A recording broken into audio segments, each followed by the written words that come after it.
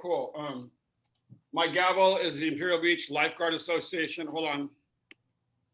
Wait, can you see it? Imperial Beach Lifeguard Association. Oh, you can't see it. Water bottle. Okay, there we go. Shoreline Preservation Working Group meeting is called to order on Thursday, March 4th, 2021.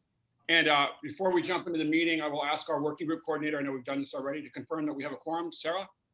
We have quorum. Thank you. Awesome. That's great. And I'd like to update the members and public in our new process for both members and public comments. Most important things, please be patient with us, and we're definitely going to be patient with you.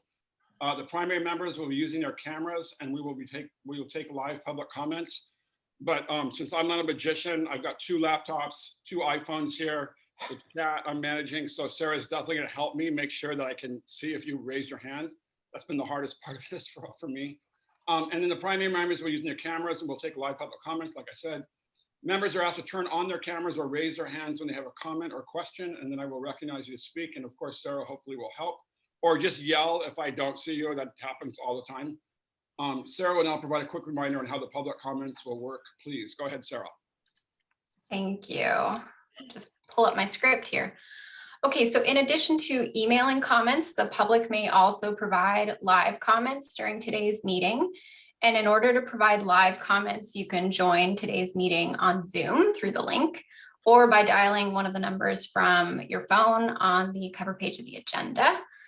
And when public or comments are called for on an item on the Zoom platform, you can click on the raise hand icon in the Zoom toolbar, which is on the right top hand side of the screen.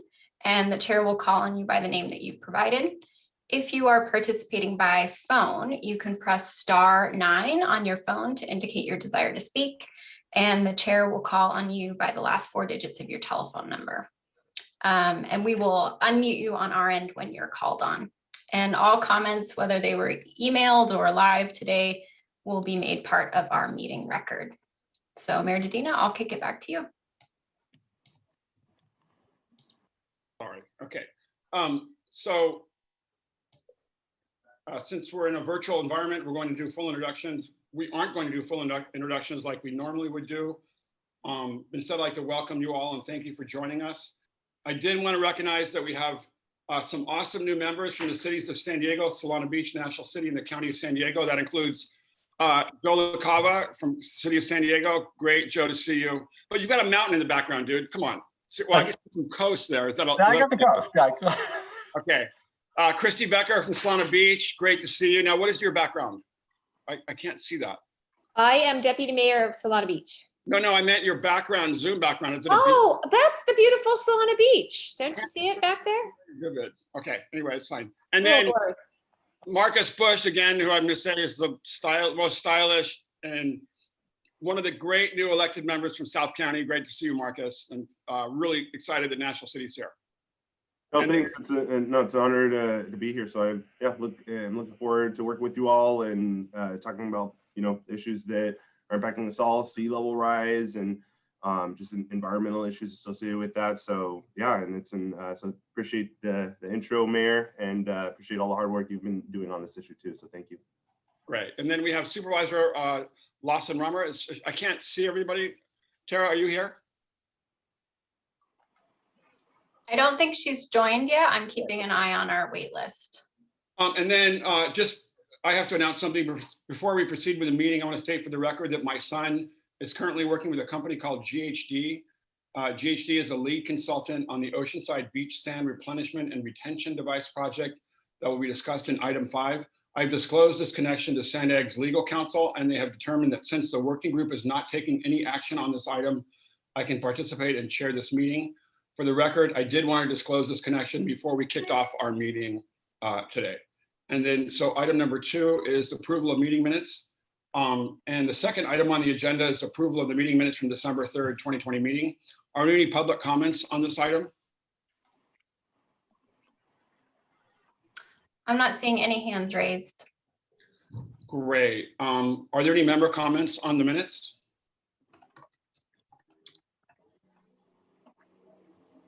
Okay, well then, may I have a motion to approve this item, please? This is Kelly Hinsey from Encinitas, and I'll move approval. I'll second. Great, thank you. Who was the I have, a, second? I have a question for staff. For new members like myself, do we need to recuse or abstain from this since we weren't at the meeting? You don't need to. You're still Okay. welcome to approve the minutes if you're comfortable with that. And thanks, Marcus, for asking that. Dwight was the second. Great, okay. Sarah, you want to announce that then, the first and second? Yeah, so we have a first from Councilmember Hensy. We have a second from Deputy Mayor Warden.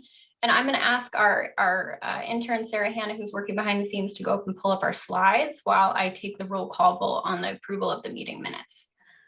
So Mayor Dedina, your vote, please. Aye. Dedina, aye. Thank you. Let's see, Deputy Mayor Dwight Warden. Dwight, yes. Thank you. Councilmember Bhat Patel from Carlsbad. Aye. Thank you. I have Chula Vista as absent. Councilmember Mike Donovan, City of Coronado. Yes, Donovan, yes. Thank you. Councilmember Kelly Hensy, Encinitas. Kinsey, yes. Thank you. Councilmember Bush, National City. Yes. Thank Bush, you. Deputy Mayor Keim, Oceanside. Yes. Thank you. Councilmember LaCava, San Diego. LaCava, yes. Thank you. Deputy Mayor Becker, Solana Beach. Yes. Thank you. I see Supervisor Lawson Reamer, I think still absent, but I will double check as we get going here. Port of San Diego is absent.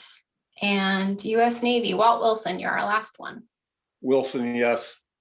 Thank you. So that item passes with those members present voting yes. Great, thanks. So we can move on to item 3 now? Yes, we can move on to item 3. And if Sarah Hannah, can you just advance the slides? So we've got item 3 pulled up on the screen. And this is the public comment and member comment period. So I'll ask if we have any public comments first. So I am checking for raised hands and I see a couple that have popped up. And so again, this is public comment on items that are not specific to the agenda today. So if you do have items on comments on other items, please hold those for that specific item. So I see a hand raised from Paula Sylvia. I'm going to go ahead and allow you to talk now. Hi, can you hear me? We can hear you. Hi, this is Paula Sylvia. I don't have a public comment. I'm letting you know that I'm representing the Port of San Diego today. So it was a last minute decision, but I just wanted to let you know Port of San Diego is being represented by myself and another staff member that will log in pretty soon. Corey. Okay, thank you for letting us know. Thank you. Any additional public comments or? Any member? We're missing anybody, Sarah, or? No, I'm not seeing any other raised hands. Thank you. Any member comments?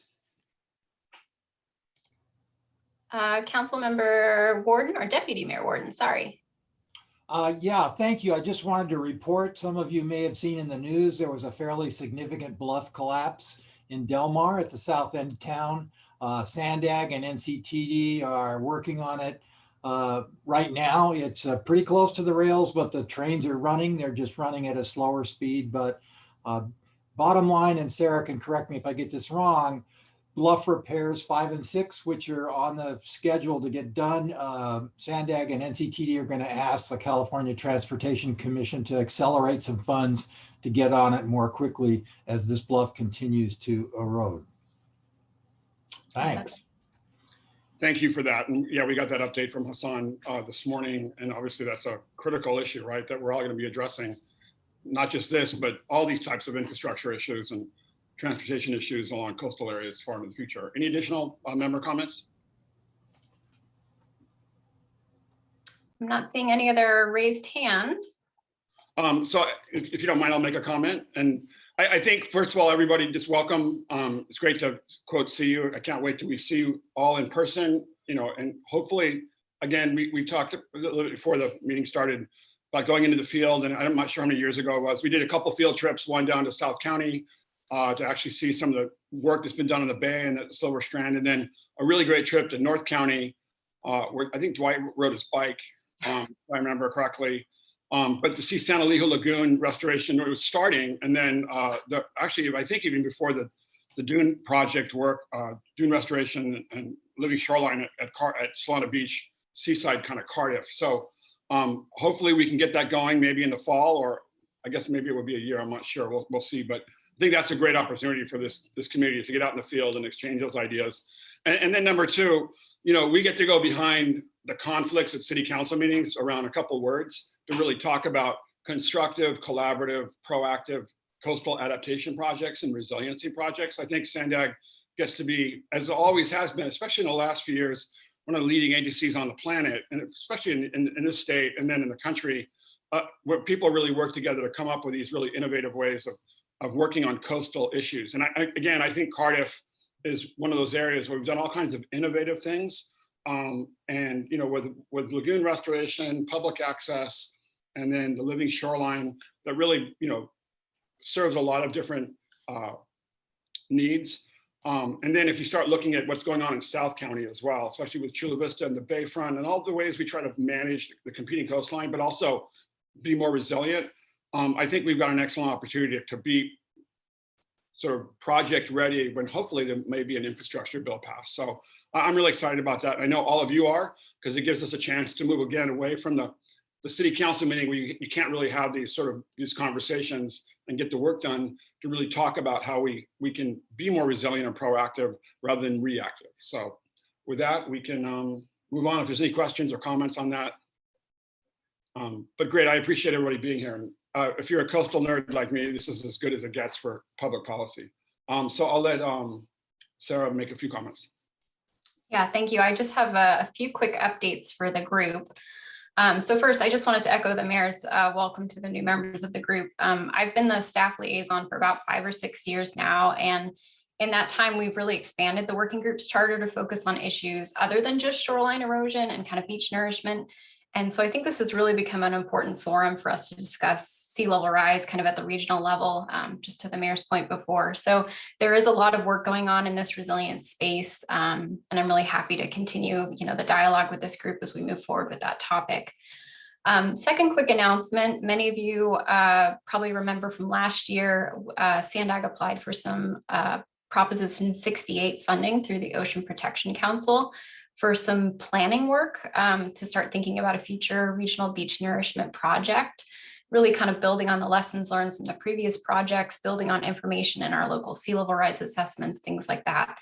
Unfortunately, we found out about a month ago, that we didn't receive funding for that grant. But I did want to recognize the City of Imperial Beach and the San Diego Regional Climate Collaborative, who have received funds from that pot of funding. So we're really excited to see some money come into our region. And then final quick announcement is just that the state is considering cutting funds to the Public Beach Restoration Fund grants, which are run by the Division of Boating and Waterways. And for those of you who are around during the second regional beach sand project, this was a key source of funds for getting that project off the ground. And those funds are, granted to local entities to add sand to eroded beaches. So I know the cities of Solana Beach and Encinitas and possibly others that I'm unaware of have submitted letters to the state urging them to keep that source of grant funding in place. And Sandag's government relations team is currently exploring options to include funding for beach nourishment projects in some of the pending bills, some of the pending legislation that we're seeing at the state level. So I will certainly provide updates on that when I can. And Mayor Dedina, I'll kick it back to you for item 4. Great. Are there any additional member comments that I'm missing or public comments? Great. Thanks, Sarah. And then, so item number 4, and I think it's obviously really important. It fits in with where Sandag's going in terms of the issue of equity and being more inclusive. And I think that's something that this committee did a couple of years ago when we added National City and Chula Vista to make sure we had regional sort of diversity, and we're covering the breadth of the communities that are our coastal cities. And so I think that's really important. But we really started initiating this process last year to start looking at to fill newly created seats representing the environmental justice, climate equity, and then cross-border communities. So I think that's something that's really important and fits within the framework of where Sandag is going anyway. So there isn't a presentation on this item, but I'll hand it over to Sarah to provide a brief overview and updates. Thanks, Sarah. Yeah, thank you. So as noted in the report at the February 5th Regional Planning Committee meeting, the Regional Planning Committee approved the working group's recommendation to add 3 new non-voting members to the working group representing Caltrans, kind of the environmental justice, climate equity community, and then the cross-border community as well. So Sandag staff is coordinating with Caltrans District 11 staff to select a representative for that Caltrans seat. And staff is recommending the process that's outlined in the item 4 report to fill these seats, and has also drafted some proposed application content in that item 4 report. So today the working group is asked to discuss this item and provide any feedback on the proposed application process and the application content. And Chair Dadina, I'll turn it back to you to lead that discussion. Thanks, Sarah. And before I open up for discussion and suggestions from the working group, are there any public comments on this item? If so, please raise your hands. So I'm just checking for raised hands now. And I see one, let me find it. Yeah, so we have one raised hand. I'll go ahead and unmute Steve. I apologize if I say your last name wrong. Mashu? Go ahead.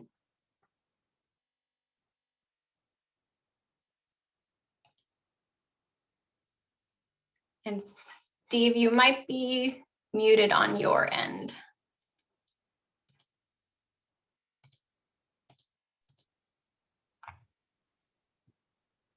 Go ahead, Steve. Okay, we'll try it again. We got you. Hi, I'm an retired Air Force colonel. I live in Oceanside, a member of Save Our Sand Oceanside. I'd like to suggest that Camp Pendleton at some point become a member of the Sandag Shoreline Protection Working Group. They have 17 miles of coastline, which is about the same as the city of Oceanside. They have 125,000 acres. It has an award-winning environmental management program that manages their spaces. They are our immediate neighbor to the north and our literal cellmate, and they share the harbor with our city. And the harbor jetty actually diverts some of the literal sand flow from our beaches. Throughout the history of Camp Pendleton, our partnership with them has been critical to in resolving common problems and situations with the city of Oceanside. I think the Army Corps of Engineers and the Navy can't properly represent the Marine Corps or Camp Pendleton on these issues, since so many of them can affect so many issues affect their operations.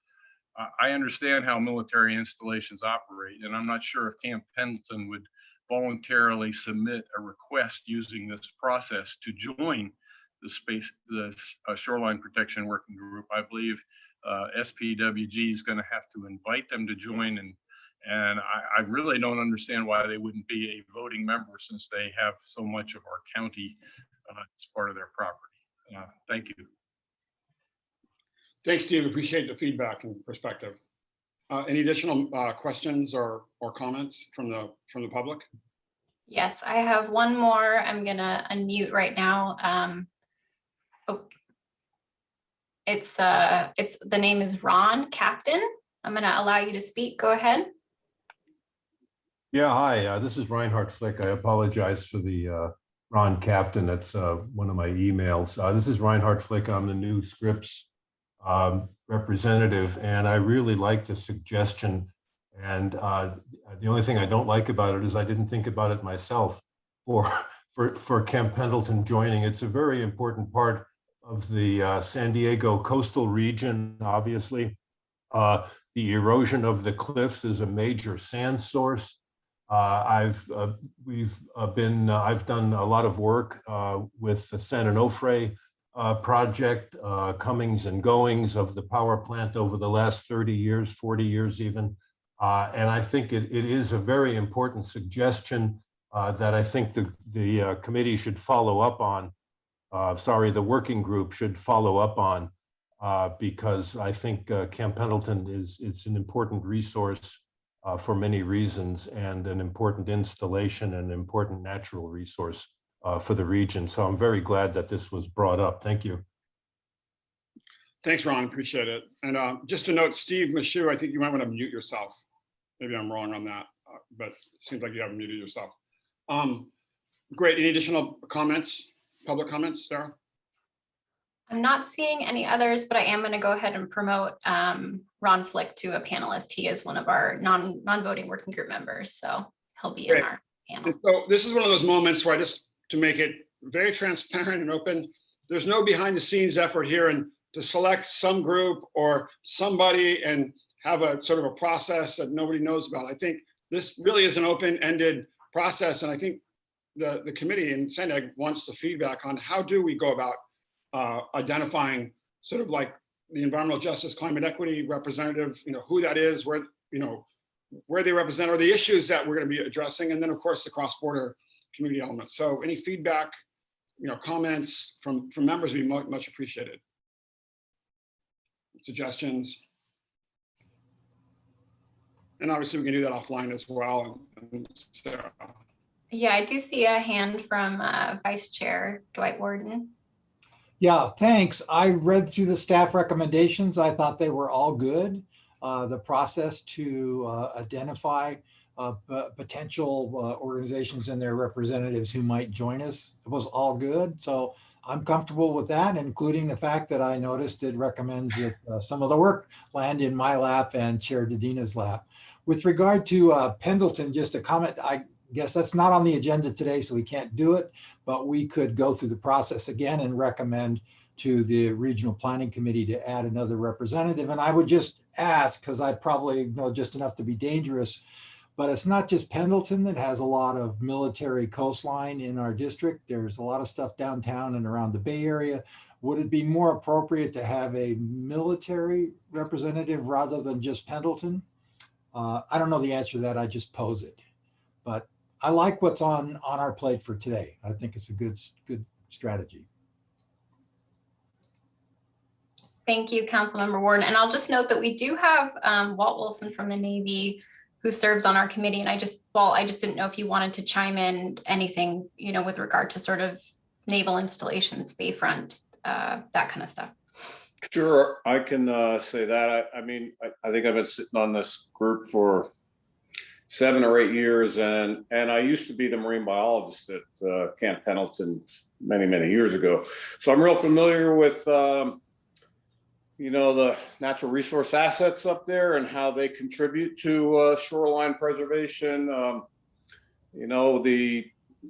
lot of the sand that remains to be gotten along the shoreline comes from Camp Pendleton because there are undammed rivers there. And I've done my best over the years to make sure that that is well known. I think it would be a great asset to have somebody from Camp Pendleton. I'm not sure how a single point of contact for the military would be sorted out amongst the Navy Region Southwest and Camp Pendleton. But yeah, I'm very familiar with the whole staff up there at Camp Pendleton, and who they might pick, I don't know, but certainly I think that's a good suggestion. Thanks, Walt. Appreciate that. And yeah, just my 2 cents on that would be, having been present when the Navy and the Marines were discussing issues related to border. I was in the field with them. They were the first time meeting. We definitely don't want to confuse the Navy and the Marine Corps in terms of their organization. So, yeah, good feedback. And obviously the military is super important, and the role of the Navy in San Diego and everywhere in terms of coastal resiliency and adaptation, et cetera, is super important. Any other questions, comments, feedback? Yeah, I see Mayor Sanchez and then Councilmember Bush. Thank you. Can you hear me? Yeah, we have, I was going to say that we do have the Department of the Navy, which is Camp Pendleton. But I don't know if we have the Army Corps of Engineers, which I think would be really cool because they are a major player.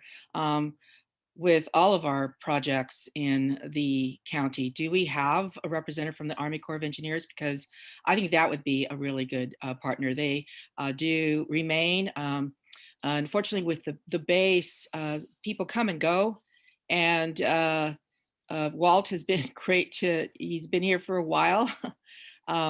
So we also have on the advisory for Sandag, we do have the Department of Defense, U.S. Department of Defense. I don't know if we actually have a representative on, who actually pays attention to what we do here, which is recommendations, right, to Sandag.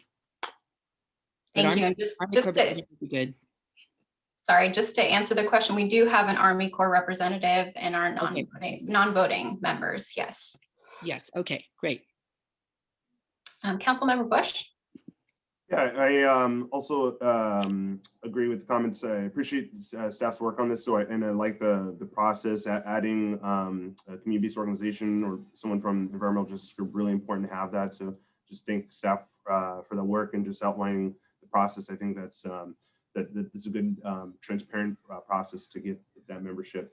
On the suggestion or the idea of adding Camp Pendleton, I do think that's kind of duplicative because we already have the Department of Navy on there. And so I think it's just a matter of coordination. We should just, if there's specific issues or anything else, just bring in someone from Camp Pendleton. And I think that Mr. Wilson, given his experience with Camp Pendleton, I think he can, chime in, fulfill that role, coordinate, or bring it in as issues. But I just don't think it's really necessary to have an additional voting member or even advisory member because we already have the Department of Navy.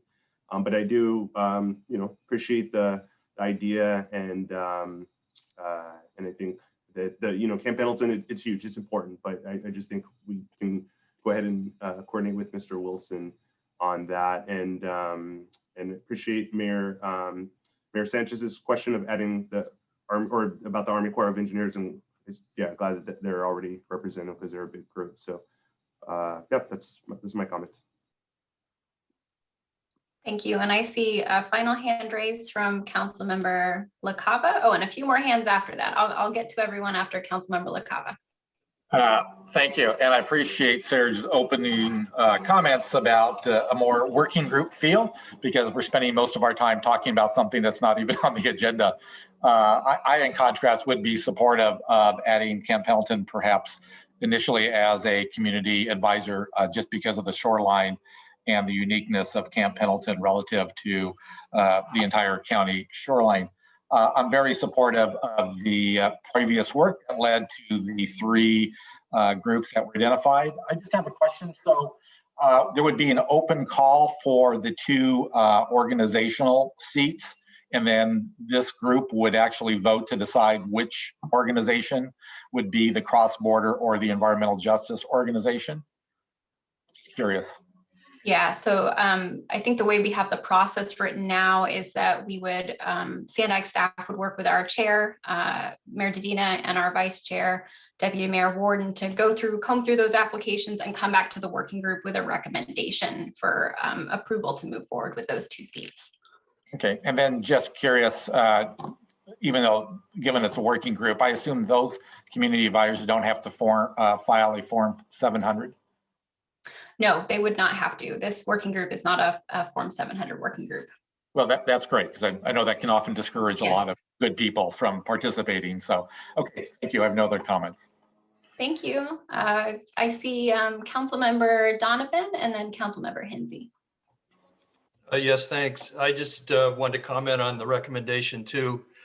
I appreciate the thought, but my suggestion would be, and I know we're not going to vote on it today, or it'll come, we can bring it up later, but my recommendation would be not to bring on someone from Camp Pendleton as a voting member, but maybe add a member from Camp Pendleton as a non-voting member. I agree with the thought that, the Marines are part of the Navy.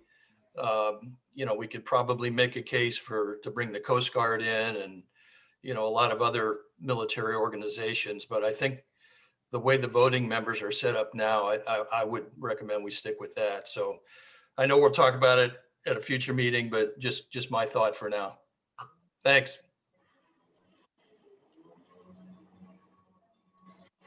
Councilmember Hensy?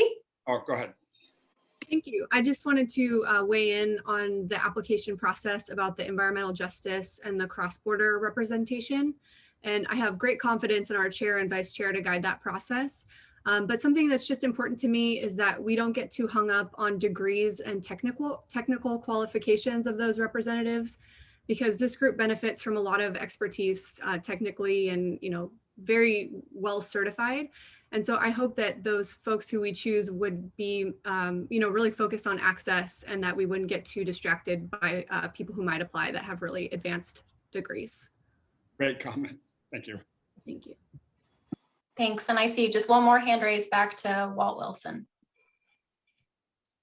Yeah, so I have maybe a solution to the Camp Pendleton suggestion.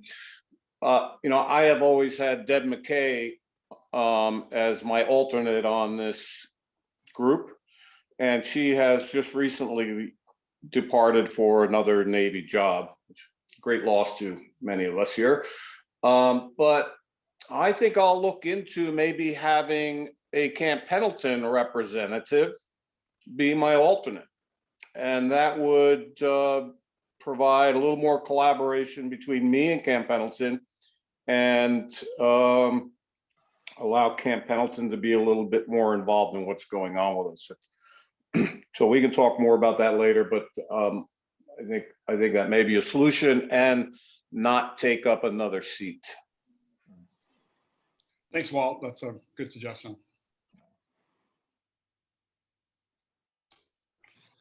And I'm not seeing any other raised hands from members. Oh, one more, Deputy Mayor Warden.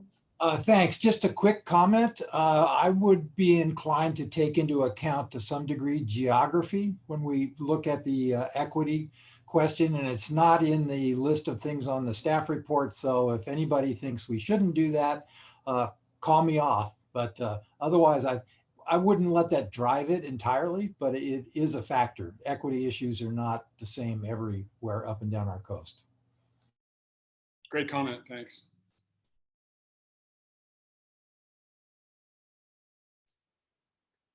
And I'm not seeing any other hands. So Mayor Dedina, I'll kick it back to you if there's anything else to add. This is just a discussion item today. Any additional comments from the public or members to make sure we don't let anybody out? And thanks, Sarah, for making sure you can see everybody.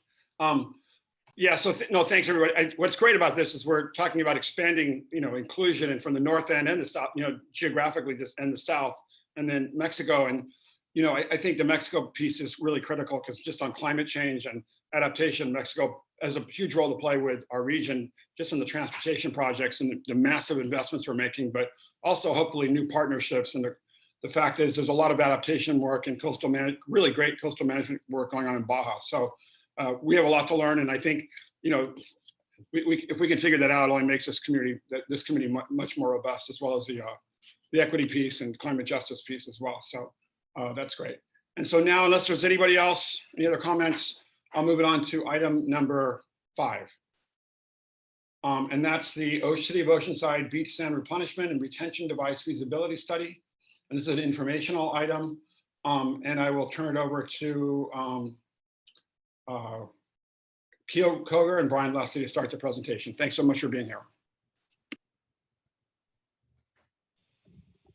Brian, can you pull up your screen? Yeah.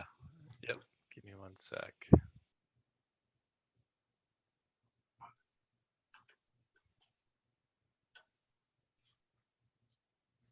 All right, you ready to go? Yeah. All right, thank you, everybody. Welcome, and thank you for coming out today. Brian Leslie with GHD and I are very excited to present this project to you. It's the City of Oceanside Beach Sand Replenishment and Retention Device Project. We're just in the feasibility study of the project right now. Next slide.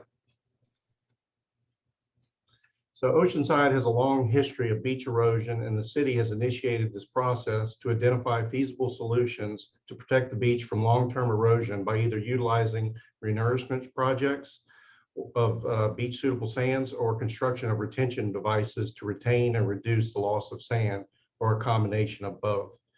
It's important that we don't negatively impact our coastline or other coastal communities, and we want to be a good neighbor. We see this as a process. We see this process as one that could be used by other communities to solve similar problems.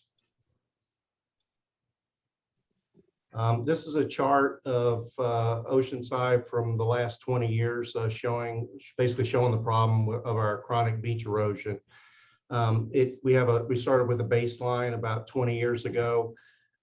This shows that after 20 years, we're below that baseline by a good bit, and this is inclusion of 2 regional beach sand replenishment projects in 2001 and 2012. And we also do the Corps of Engineers does the annual harbor dredging project every year, which brings in about 200,000 cubic yards per year to our beaches. So even after all this work that's done every year, we're still below our baseline 20 years ago.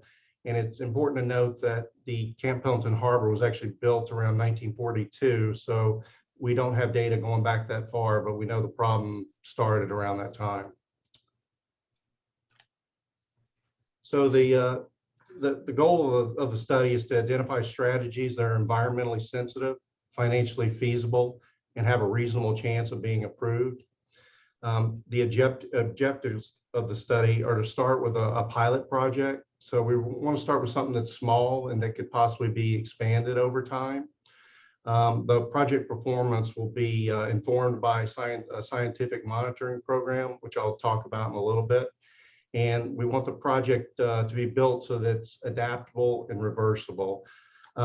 It's important for us to use the science and engineering and analysis to look at options that Brian's going to present in a few minutes. We'll do the best we can coming up, looking at all these objectives and options. Once we get to a point, if we can actually, build something or put a project together, we want to just make sure that we can adapt and possibly reverse it over time if needed. One of the things we're doing with this project is establishing a scientific baseline with a citizen science program. These folks are volunteers that are working with scripts to gather data and take measurements of existing beach widths. This would also be continued after a pilot project was done so we can track the effectiveness. Next slide. And here's our feasibility study scope. One of the things I want to kind of touch on is the amount of public outreach that we're trying to do on this project. GHD started the work last April or May. It's going to take about a year, so we've still got a few more months to finish it up. But we're doing as much public outreach as we can. We've held several virtual meetings with community stakeholders and resource agencies. Some that we've met with are the California Coastal Commission, Regional Water Quality Control Board, Corps of Engineers, Surfrider Foundation, Sandag Shoreline Working Group, San Diego Climate Collaborative Sea Level Rise Working Group, the Resilient Cities Catalyst. We're going to have 2 public workshops. We had one public workshop back in September that was attended by about 100 folks, and we will be having another one in a couple of months. And we've also had several meetings with just interested parties. Now I'll turn it over to Brian Leslie with GHD, who's the project manager. Great. Thanks, Kyle. Our approach to the study was to develop nourishment and retention concepts based on global successful examples and then kind of scale them back to Oceanside and Oceanside's problems. Our approach was also to, like Kyle mentioned, establish a scientific baseline and monitoring program, and like who better than Scripps and the locals of the community to help us with that. So it's a kind of exciting thing that's come up from this project. I'm going to present the concepts, but I want to note that these concepts aren't meant to be standalone. There's 3 nourishment concepts and 3 sand retention concepts, and the preferred concept is going to be a marrying of these different ideas. The first step through the sand retention options, we're looking at an artificial reef concept, groins, and a jetty or groin extension. I'm gonna step through those in these next couple of slides. Our artificial reef example or concept is one that we're drawing inspiration from the Palm Beach artificial reef in the Queensland, Australia. So this represents, was recently constructed and represents kind of the state of art and science on an artificial reef design. It's meant to achieve three different things, different like kind of multi-benefit type of reef: surfing amenities, habitat, and also sand retention, kind of the holy grail of coastal engineering and sand retention. So it has been in the water for a year and some change. So we haven't been able to study or get data on the beach response that much. But on the surfing side and the habitat side, it's performed really well. So what we did is we took that concept and made it appropriate to Oceanside. And the way we did that is we added a shore parallel component, more similar to a detached breakwater. We have long period waves in California and in Oceanside. So basically the period of our waves would kind of swallow that Palm Beach artificial reef concept. In effect, like the wave energy would still make its way behind it if we didn't have this shore parallel piece. So we've added it, basically a detached breakwater with surfable edges that have inspiration from this design. So waves shoal and break on the edges. Waves hit this emergent crest of structure and kind of knocks down the energy so that sand can then accumulate in its lee. Our second concept is groins, and pretty traditional structures, but there's not a ton of them in California. So we looked at examples abroad, but also looked at examples close to home to understand how they would respond to our wave climate. So looked at these structures in terms of different parameters like length and spacing and elevation, things like that, to help kind of scale what might be appropriate in Carlsbad. Sorry, I'm looking at Carlsbad and thinking about Oceanside, but we're looking at Carlsbad and just kind of, it's just downdrift in the way that those groin or jetties in this case trap sand is pretty relevant and appropriate to look at for Oceanside. Our third concept was to essentially, this is our example layout for groins within the city of Oceanside. This is a 4 groin system. We're considering a 600-foot long groins, about 1,000 feet apart. And this is the South Strand area within the city of Oceanside. Things to think about with all these sand retention options are the sand prefill, which is the kind of the nourishment project that goes with the construction of sand retention structures to fill the compartments essentially, and then the amount of sand bypassing we need to go past our structures to basically make downdrift whole. Surfing impacts and environmental impacts and access issues and rip currents are all things that we're thinking about within these sand retention options. So our third option is a extension to the south jetty, which is actually a groin, but it's locally known as a jetty. The 350-foot extension would help trap sand before it reaches the entrance channel shoal, and kind of pouring through dredging records from the Corps and also looking at our own kind of independent look. Seems like a lot of sand's making it into the entrance channel from this side, both from summer swells, but also this rip that forms along the north jetty. So we think if we could capture sand before it reaches there and couple it with a sand bypassing type of program, which is capturing sand in this location and bringing it, trucking it or dredging it down to areas within the city that need it most, that we could kind of recirculate sand within the city in that way. Some considerations here is the federal ownership of the groin. It's a core groin.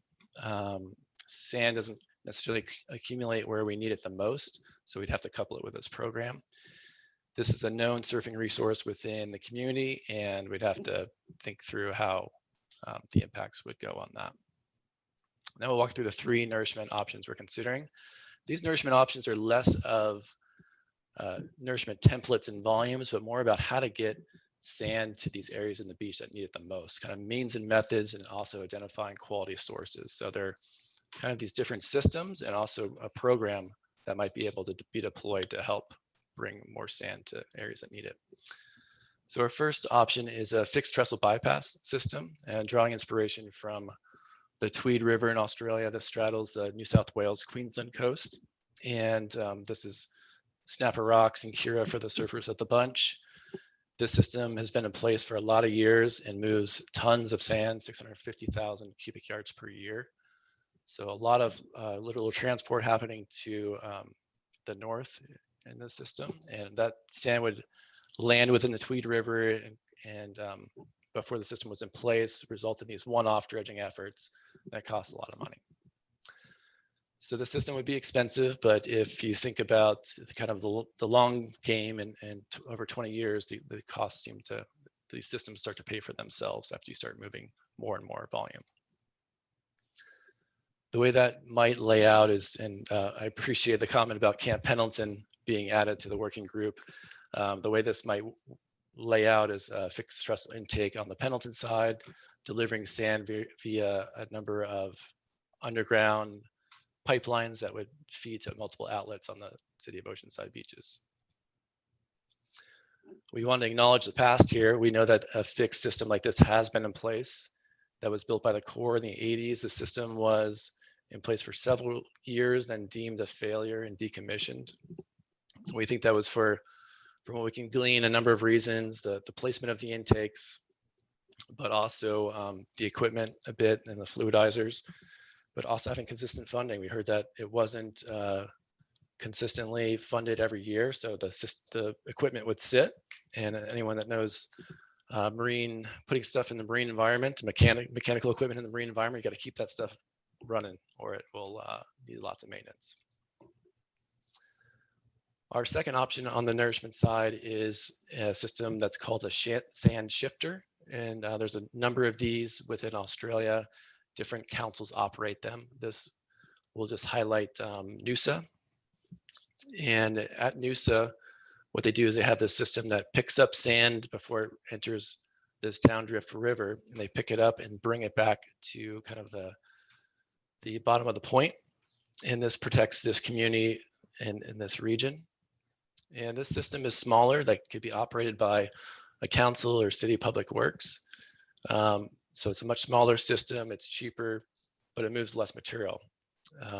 Benefit here is that the city kind of has control of their own fate and can help actively manage sand within the city, pick up sand from locations where there's accumulation and bring it to areas in most need, maybe under a programmatic permit. A couple of collection locations that we've thought about and open to other ideas, but of course the Camp Pendleton Fillet being one, San Luis Rey, Groin being another, Harbor Beach being another, could be anywhere. But considerations here is the low production rate, having the public safety issues. This is something that the councils of Australia have worked through effectively, and it's not a big thing anymore, but just it's going to be a new thing for the public to get used to, having this piece of equipment that's on the beach every year. Our third concept is kind of a traditional plus type of concept. It's developing a program, a long-term nourishment program. So kind of identifying sources and the finances to do these projects, nourishment projects every 5 years, going to have a kind of a backlog of projects and kind of maybe permits in place to kind of effectively carry out these projects over time. We want to share with you some of our findings from numerical modeling and evaluation of these concepts. The first step in a numerical modeling exercise is to validate your model, kind of bring it up to snuff on the local conditions and make sure it can replicate what happened in the past. And what we did is we want to see whether or replicate the RBSP2 fill in Oceanside. So we thought that what a perfect example if we could have it, place that 300,000 cubic yards in Oceanside.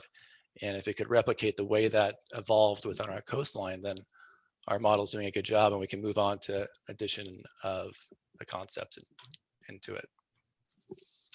So we did that, and with reasonable success, developed a model with skill. And the model that we used was a one-line model developed by THI called LitPack.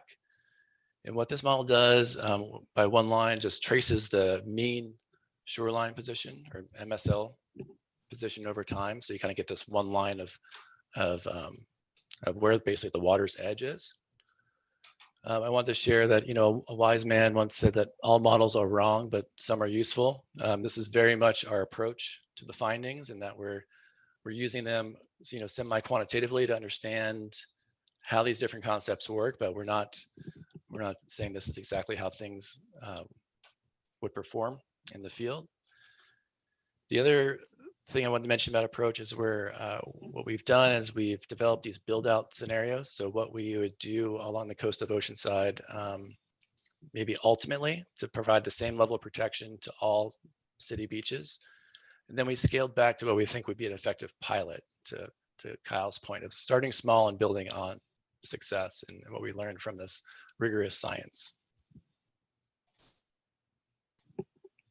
So as far as a groin pilot, we have a 12 groin concept that we've laid out as a build out from basically the pier down to Buena Vista Lagoon, with the last two being tapered off to help try to mitigate downdrift impacts.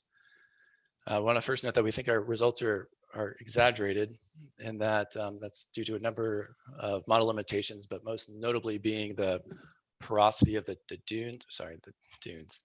groins being considered to be 0, so that it's basically thinking that no sand is moving through the groins. So the sand's going to move through more than is shown. But what you can see from this plot is the effectiveness of the groins in retaining sand, you know, both on the updrift side, but also within these individual compartments as you move to the south.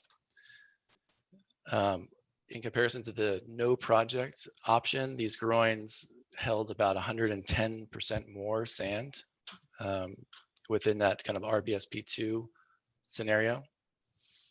So that's a pretty promising finding. You'll also notice the potential downdrift impacts by this kind of spike down here.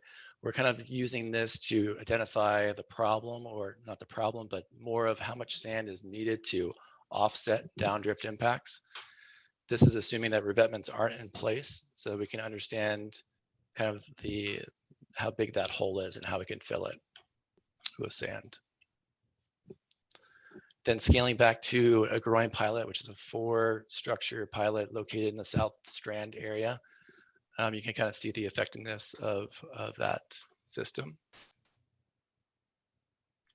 Then moving on to the artificial reef build out scenario, we have assumed 6 structures over the city's beach. They're spaced 1,200 feet apart, about 1,000 feet offshore. The model is telling us that these structures would retain 200% more sand than the no project condition, or the RBSP2 alone condition is a better way to say that. So again, we're comparing against the RBSP2 fill, so a nourishment alone versus nourishment with structures. Then looking at our scale down pilot, which is a 2 reef system in the South Strand area, and kind of the effectiveness of that.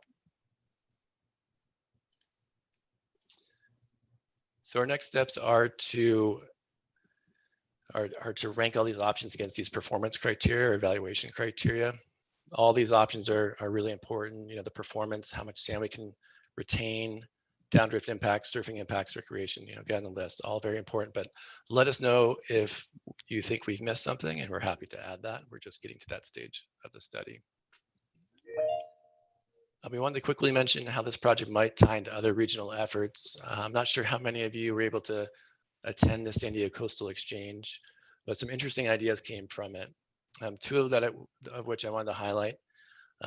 One being the creation of a San Diego Future Fund, which would fund projects like this, kind of create a piggy bank and creative ways to fund projects, drawing on inspiration from Waikiki, who developed a localized tax district to fund coastal projects, and also projects examples in the Gulf of how to fund things. Also, they are, I think that's actively being worked on by the RCC.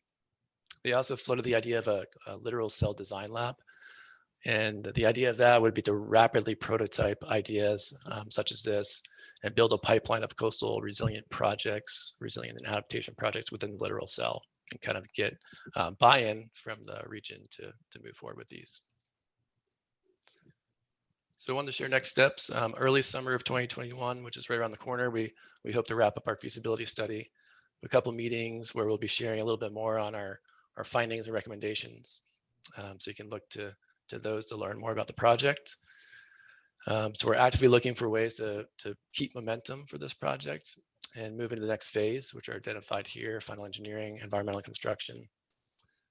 Moving forward, obviously includes funding, but also really importantly requires regional buy-in. Oceanside is not the only one facing these challenges, as we know, and we think it's really critical that we all work together to help each other build resilience into our region and our shorelines. Thanks. I'll open up for questions. Thanks, Brian. Great, excellent, actually excellent presentation. So do we have any, just before we start, do we have any public comments, Sarah? I'm just checking the list now, and we do have a few. So we're going to go, oh, quite a few. I think 1, 2, 3, 4 I'm seeing at the moment. So we're going to go ahead and start with Julia Chun-Her. Julia, you should be able to unmute yourself now. Okay, thank you. Great presentation. I just wanted to chime in as someone who lived and surfed a lot in Australia in 2008 and 2009 and familiar with some of those systems. There was definitely less surfing impacts from the Noosa-based project as compared to the one, the Tweed River. And so I know every time something's built, obviously there's lessons learned and so forth. But with a fixed system like that, I think really stressing adaptability and would be highly important to protect our surfing resources in that region. So great presentation, really exciting information, but just looking at it through that lens and making sure we learn from those lessons and maintain our own control and fate to the extent that we can. Thank you. Thank you, Julia. And I see a next hand raised from a Leon Benham. Leon, you should be able to unmute now.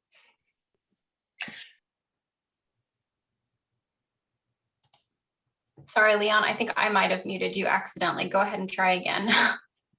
Okay, can you hear me now? Yes, thank you. All right, great presentation. Real kind of forward-thinking ideas there. In the past, these kind of ideas would have been soundly, rejected by the California Coastal Commission. Do you think because of the impetus of sea level rise that these would become more palatable to the state agencies, and because they're really going against the grain of past decades of thought?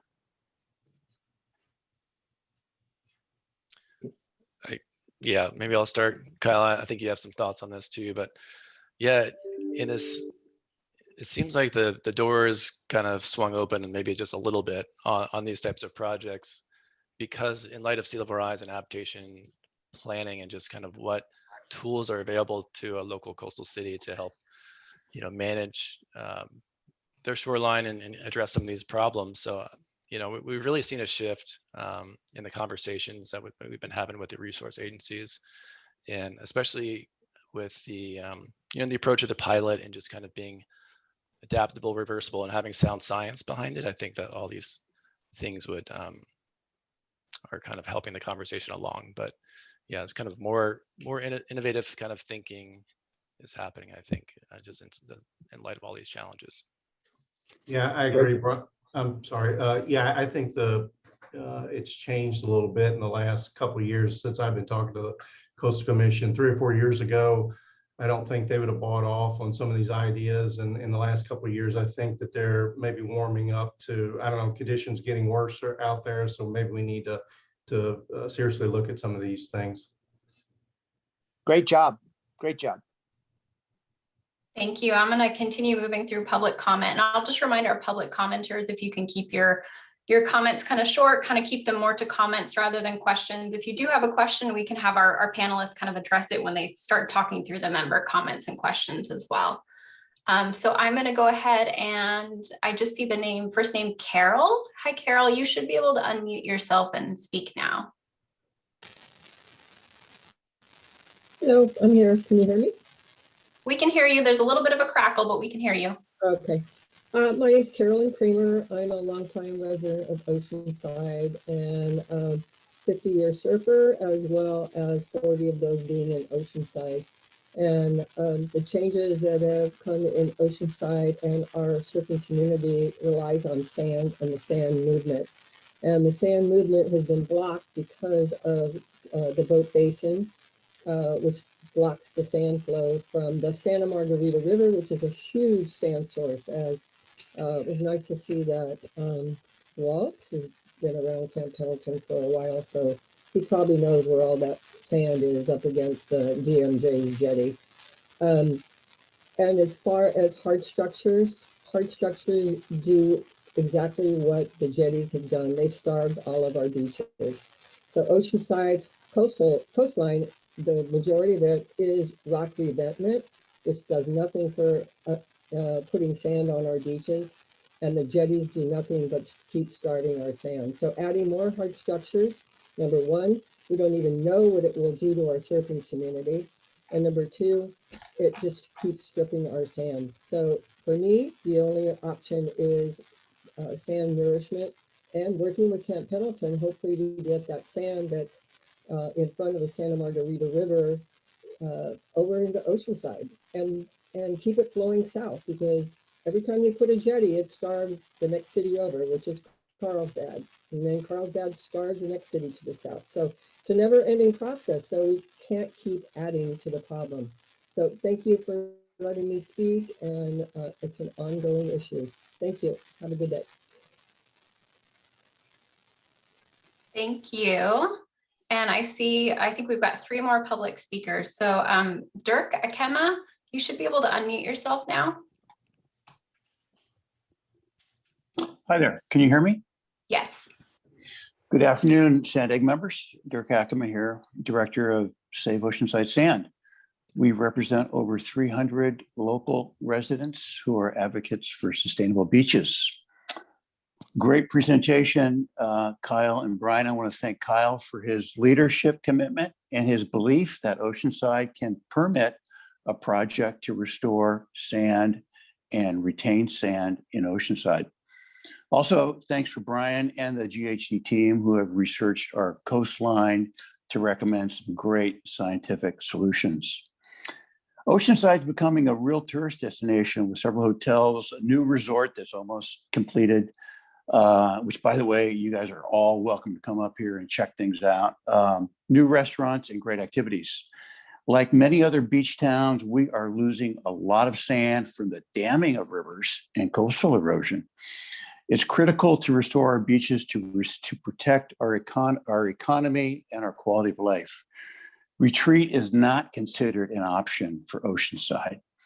GHD is identifying adaptation measures, which include a groin field and a submerged reef to retain sand from sweeping currents, which we are on board from. And I'd like to, at this point, just say that I respectfully disagree with the prior commenter, Carolyn Kramer.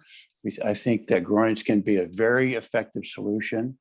In fact, we have groins that Brian identified here in the North County, both in Tamarack and actually Oceanside has a groin at their South Harbor beach that retains a lot of sand. Groins work, and they can work for Oceanside. And lastly, pilot projects built in Oceanside will advance adaptation strategies that can be considered for other San Diego cities. It's a very important thing. We are offering ourselves as a test bed.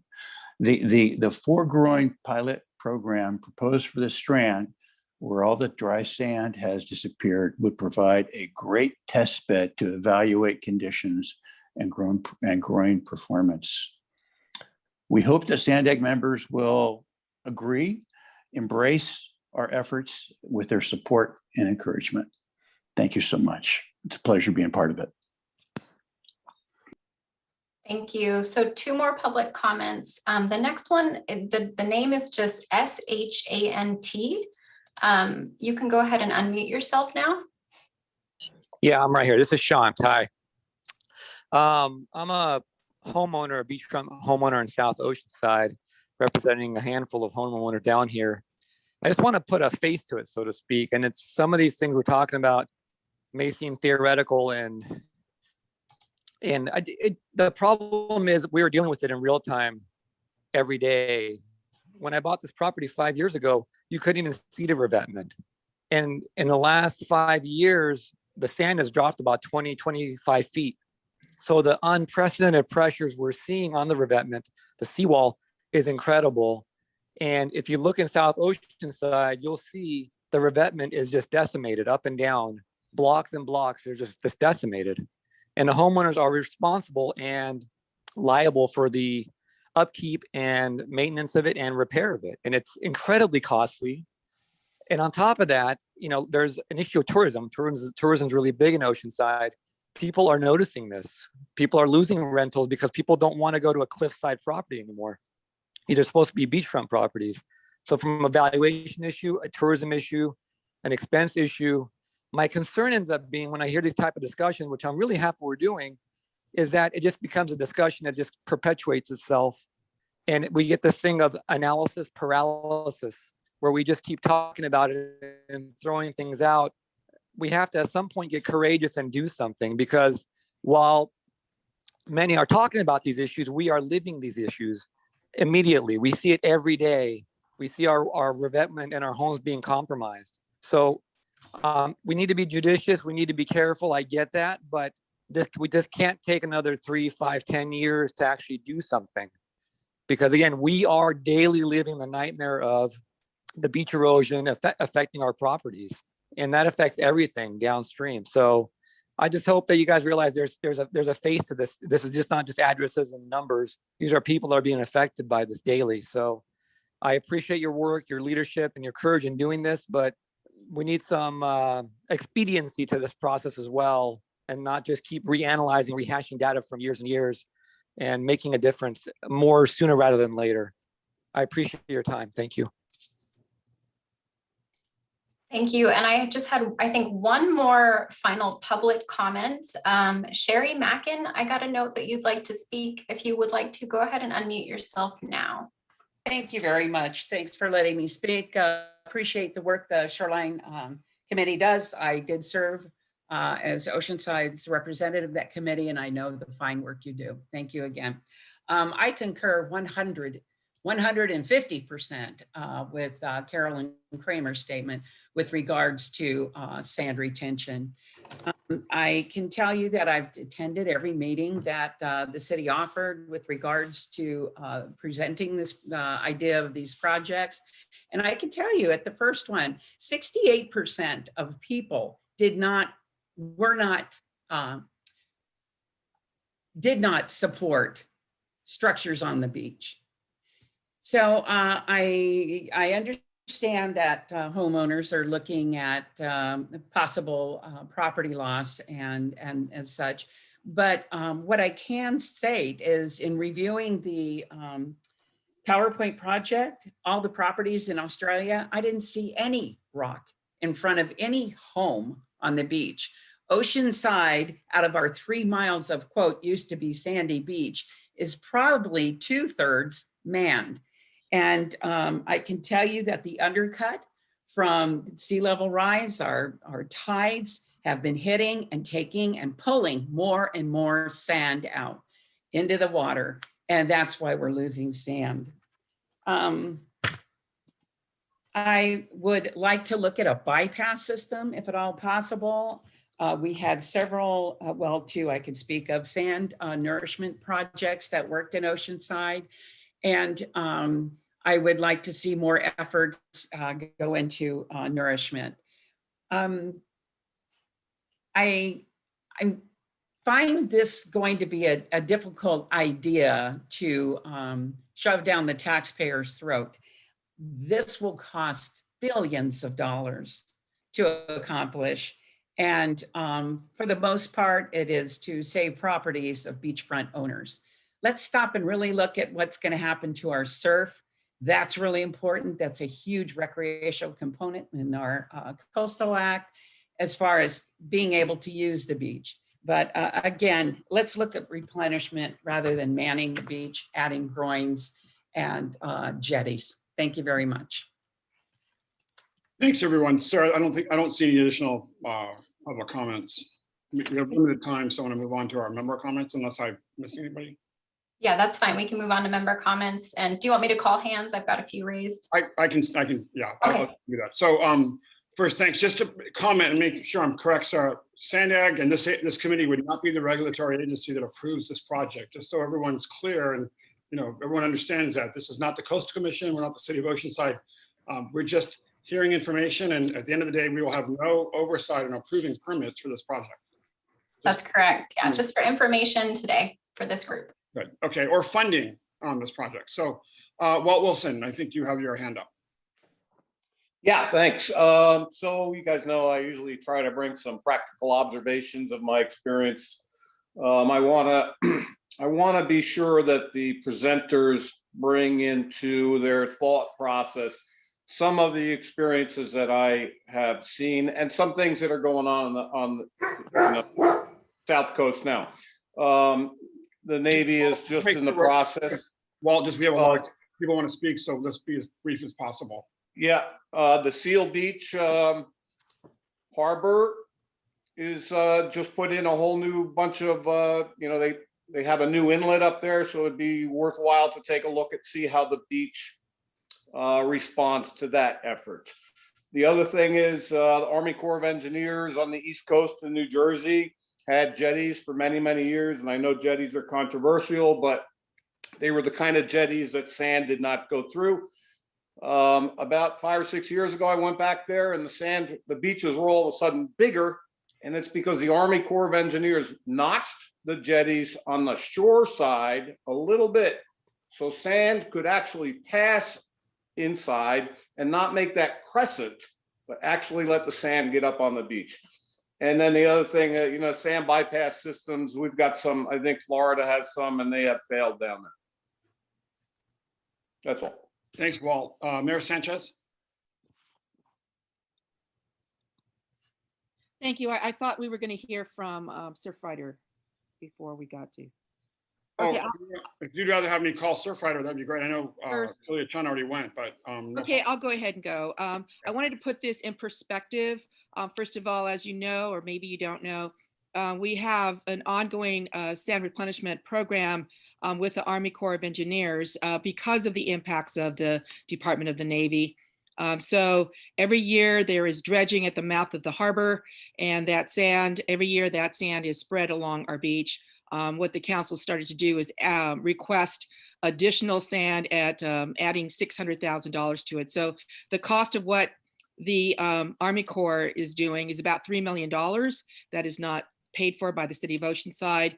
And so we have taken advantage in the last 4 years. We've been able to do the extra sand on the beach once out of 4 years. We're hoping to make that a permanent kind of thing every year. I'm glad that this presentation happened. This is obviously not been presented to the City Council yet. I have some concerns about the study because when I did meet with staff beforehand, I did ask, a couple of questions that I think are critical.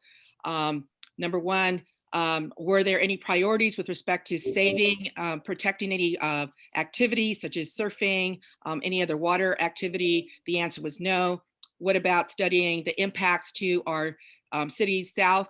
In other words, are we going to be starving our cities south of Oceanside, say Carlsbad, and et cetera? And the answer was no, we're not studying that either. So I know that the Coastal Commission will not be and hasn't approved any hard structures. So jetties and groins are just not going to be able to do it. I was hoping that we would see other kind of activity with respect to, kind of being more creative, like maybe even doing additional sand replenishment during the year and the cost of that. This didn't have any real costs, except for I think one's actually I saw some costs. And I don't remember which project that was. It went kind of fast, but I don't. There has not been new structures, hard structures approved by the Coastal Commission. I would like to see more of what is happening with Encinitas and Solana Beach. That's going through. It's been funded. They actually started before we did. I mean, after we did, and yet they've already been funded and approved. And I think the requirement I requested was that this be something that has no real resistance and would easily be approvable and is feasible financially. And so I am concerned that those requests have not been met here. Thank you. Thanks, Mayor Sanchez. And then we have Ryan. And I just make sure, Marco, you have your camera on, so you want to speak as well. Is that correct? Okay. I'm going to go down the list, and then so Ryan. Yeah, thank you again for the presentation. So I'm a lifelong surfer. I grew up in Oceanside. My family and I go to the beach 3 or 4 times a week, and this is a critical issue for our city. So going to the beach is our #1 recreation, and I have to disagree respectfully with the fact that this is a project to save wealthy homeowners on the beach. It's absolutely not. Our favorite family beach, there's no sand right now. And so, I think it's been frustrating. We've been promised this shoreline feasibility study from the Army Corps of Engineers for 20 years. I went to DC last year on our appropriations trip, and I was told politely that it's not likely. So this was, we took a bold step to get something going after years and years of frustration. It's something that's universal in the city. I think that we need something done. Obviously, there's going to be serious discussions about what it is, but I'm happy we're getting to a point where we can start having some hard conversations and get sand back there. I mean, you go down south of Wisconsin Street, if you're familiar with our city, which is probably half our beaches, and we almost have nothing. So it's something we need to get done. I'm looking forward to it, and I'm keeping an open mind until we get the final report and we can start really debating options, how we can pay for it, how we can get it permitted. So thank you again for the presentation and our speakers today. Thanks, Ryan. Appreciate it. And then we have Marcus Bush. Yeah, thanks, Scott, for the presentation. I'll be try to be as brief as possible, Mayor. Still learning about beach sand erosion. I have a lot more to learn from staff. So if staff can send over any links, resources, and other studies, I'd appreciate that, so I can study up on it. And just how I personally like to address problems is really trying to figure out what the root cause, and looking at more of a longer term kind of prevention type of approach. Because if we're not addressing the root cause of the problem, then we're going to exhaust our public resources in maintenance, and that's what I want to try as much as possible to prevent. So my understanding is that the beach erosion is caused by sea level rise and reduction in natural sediment from our creeks, rivers. Is that accurate? I guess I pose that question to staff or any experts. Yeah, I'll answer it. I think the majority of why we're losing sand on our beaches is really the Camp Pendleton Harbor. Most of the sand flow occurs naturally from north to south. We do have changing currents, and a little bit goes from south to north at different times of the year. We think that's a major contributor. Developed coastlines, that's another issue. You're not allowing, managed retreat, damming of rivers. There's probably lots of factors that contribute to the problem. We think the Camp Pendleton Harbor is probably the main one, though.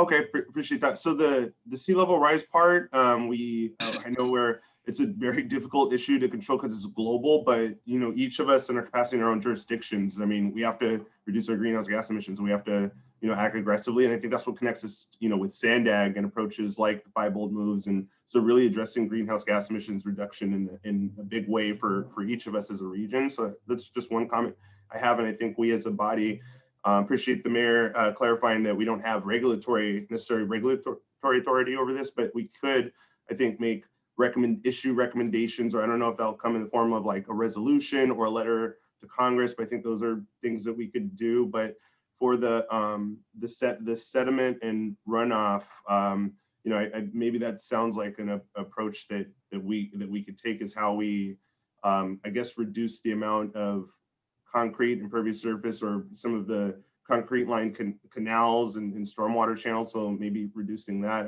Is that part of approach a longer term approach we could take? I can just chime in from the Sandag perspective on that. I think as we're moving forward with our regional plan, and you noted the 5 big moves and those kind of concepts driving the plan, we are really looking very holistically at climate resilience. And so that comes, with the mitigating GHG emissions, but on the flip side, how do we adapt to these things in the future? And so I'm hoping that through this work and the implementation of that process, we will start having more conversations about those concepts that you just kind of mentioned, thinking about green infrastructure, thinking about how do we holistically move forward as the climate does change. So certainly going to be a lot more on that as we move forward in this climate resilience space. Okay, great. No, I appreciate that. And I just, again, just to close, I would just encourage us to really look at, do as much as possible to address the root causes of the issue and look at longer term, and try as much as possible to stay away from things that are that have really high maintenance costs and aren't sustainable. Thank you. Thank you very much. And now we have Joe LaCava. Thank you, Mayor. I just want to double up. Marcus beat me to the punch on this question about sea level rise. And one, I do want to thank you for the presentation and the community outreach that apparently you're doing. That's really terrific. This is clearly very important to the city of Oceanside, no matter how you look at it or what perspective you bring to this. But I didn't hear much about the impacts of sea level rise or predicting what sea level rise would do to the existing beaches. Clearly, you have a very fixed line of hard development, so retreat to increase the width of beaches apparently is not an option. But for my 2 cents, I would certainly encourage some measurements of sea level rise and what that's going to do to the width of the beaches, irrespective of the lack or coming up with a program for sand replenishment. So thank you for the opportunity to speak. Thanks. And then I'll go to Dwight. Thank you. Quickly, one of the things that Brian said is one of the goals is that these would be in effect pilots and reversible. I would just posit, and he doesn't need to answer it right now, that's an important concept. A true pilot needs to be removable. I was involved in the Pratt Reef, which was an experimental offshore reef up north, and that was removed. And I'm curious to know whether the dollar estimates that he gave included the cost of removing these things if they don't work, and particularly groin fields and the jetty extension. It's hard for me to imagine how those would actually be removed. Second, I'm curious to know whether there's any opportunity for soft solutions in the mix. Are dune fields or oyster beds, I know, have been tried in the bay downtown. Maybe they don't work that well in the surf zone, but something that's a natural solution is probably more acceptable, at least to me. Mayor Sanchez's comment about downstream impacts, I think that's absolutely essential, and that has to address the entire system. This sand is moving around in the entire system, from San Clemente to the trench off of La Jolla, and the structures and systems that Brian has presented don't add sand to the system. They just reallocate where it's located, and that has impacts off-site. My final comment is, we here in this group, we've always felt that a pilot program or two was a good idea. I still think so. And if one of these strategies is to be tried in Oceanside, I could probably support it if I knew it was a true pilot and that it was going to be removed if it didn't work and what we were going to learn from it. And my final thought is the kind of dollars that we're talking about here, at this group, we should have more of a dialogue. If that kind of money were spent to look at how to get sand naturally restored that's trapped behind all the dams and all the rivers, we could be restoring the system without doing armament things on the coast. So those are my comments, and I'd love at a future meeting or whenever to talk about this more. That's a great comment. And Brian, you really hit the nail on the head, just understanding the financing mechanisms, whether it's in Honolulu or Australia. And even the Nature Conservancy did something in Cancun on coral reef protection, where they come up with this innovative sort of like fund that's generated from tourism. So I think, Dwight, maybe Sarah, we could put that on the agenda, just exploring these options for innovative financing, right? That we all could maybe tap into. So I think, at the end of the day, someone has to pay for these projects. So anyway, and then we have couple more. Laura from Surfrider. Hey, yeah, I just wanted to say I thought there's a lot of creative ideas in the presentation, so thanks, Brian. And I think at this point, I just aligned my comments with Mayor Sanchez and Deputy Mayor Warden. I would hate to see a bunch of energy and time put into this really great study and these considerations for a project that may not be approved by the Coastal Commission. And I know there's some differing views on whether or not it would be approved. And you know, the message we're getting is that it would be very difficult to impossible. So I would just love to see regulatory constraints be upfront considered in this conversation. I saw Brian's comment in the chat. If it would be great to also see like an analysis of, you know, which of these projects lends themselves best to like proceeding a dune or soft solution project, since that would be so huge for the region.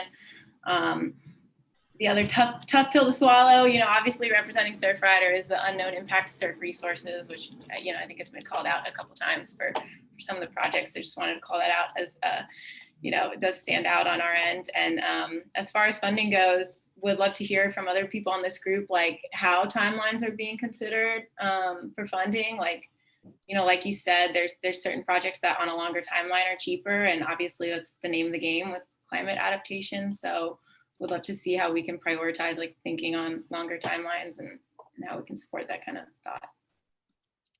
Thanks. And just to make sure, Marco, you're the last person I have raised your hand. If additional people that want to speak, let me know, but let us know. But go ahead, Marco. Thanks for the opportunity. I was just kind of noticing, I think I may be the longest sitting member of this group at this point, pretty much since its inception. And I'm actually encouraged to see Brian Leslie as a consultant here, because I know going back, what's it, like 18 years now, when he was working, I think he was still in school working with the city of Encinitas at the time. But he's got some of that same long-term perspective dating all the way back to RBSP1. And if there's one thing that we know, it's that nothing that's being discussed at this point is particularly new. We have kind of broached everything from hard structures to soft structures in the water, soft structures, geotubes on the sand, the causes of sand erosion, sea level rise, the dams, kind of the interface between the stormwater permit. There's really not a lot of new concepts, although applied to Oceanside, maybe it is kind of new. Now, we also know in Oceanside that going back to the 1982 El Nino, we saw significant erosion and really the collapse of large portions of the strand. So this is not a newly erosive condition. The problem is it's actually kind of like drought in California. When drought gets really bad, people get really nuts and they start looking at all these crazy things that they can do, and then it rains, and then everyone kind of focuses on other stuff. Similarly, in Oceanside, the erosion gets really bad around El Ninos. It happened again in, I think, 93, 94, and then in 97. Everyone goes nuts, starts talking about groins and jetties, and then we get a couple of summers of mellow south swells and a couple of winters of not so big surf, and the sand comes back enough that people kind of shrug their shoulders and the energy goes away. The one thing that has been constant since at least about 96, 97 is that the Coastal Commission has absolutely told jurisdictions that hard solutions are not going to fly. Now, while the staff may be willing to entertain discussions about options and tweaks, I personally, on behalf of Coastal Environmental Rights Foundation, know that our group will be suing over hard structures in the water. It's just not the future of managing our coastline. Whether Surfrider will be at the table with us or Coastkeeper or some of the other enviros, I don't know, but the group of surfers that I work with daily and the lawyers that are on our group, we're not about hard solutions. So we really learned through RBSP and this group that sand replenishment is the answer. And while we have some localized examples at Agua Hedionda, Bataquitos, and San Elijo, where we've seen these lagoon mouths dredged and sand put locally on the beach, I think the main focus in Oceanside really needs to be on the sand impounded on the other side of Camp Pendleton and within the beach harbor, and how we can create a localized sand replenishment opportunity. Just the mere fact that we don't have to go offshore to burrow sites for all of Oceanside, but we can do some bypass work from Camp Pendleton is a much better use of the funds. I don't want to be kind of Debbie Downer, but I want to be a little harder than Surfrider was and just let folks know that when you start talking about costs, throw a couple zeros on there for litigation, because I don't think the surfing community that we represent is going to go softly into, accepting hard structures in any stretch of the North County coastline. Thanks, Marco, for that perspective and the historical perspective. And I don't see, we're kind of running out of time. Sarah, I don't know if we want to continue this, or I know we have to respect all your time. So yeah, we are. Additional comments?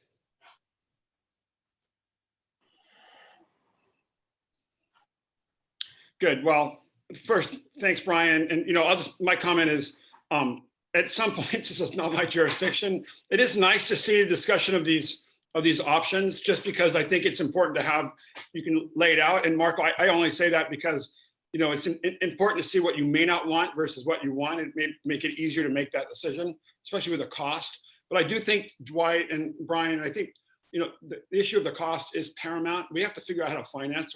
This is all sort of talk. So I think we have to be as innovative in the financing and develop these mechanisms for financing as we are in the engineering.